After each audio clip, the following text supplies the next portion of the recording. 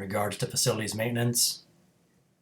I've tried different pairs from different brands, different vendors, suppliers, manufacturers, what have you, Walmart, Caterpillar brand.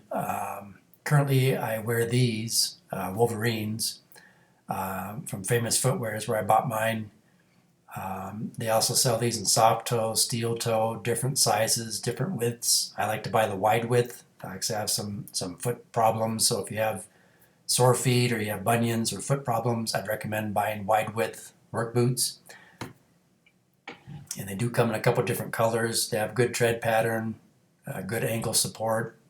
I find them comfortable. I even insert those Dr. Scholl's inserts in there.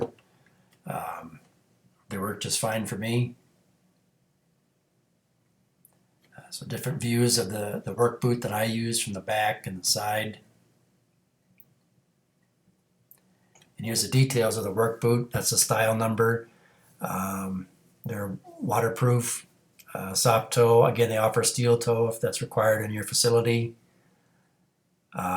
Moisture wicking, so if you're out in the rain or snow and ice. Has a nylon shank. It's slip and oil, water and abrasion resistant. Rubber traction outsole. Again, it's got a good tread pattern on the bottom. It's aggressive. Electrical hazard rated rated at F24 13-11. And again, Famous Footwear is where I got these Wolverines. You can buy them other places.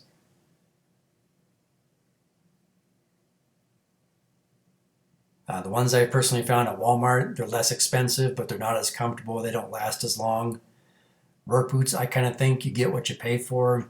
You don't have to go with the extreme high-end, super expensive, but I also would not recommend the extreme low-end, cheapest you can buy either.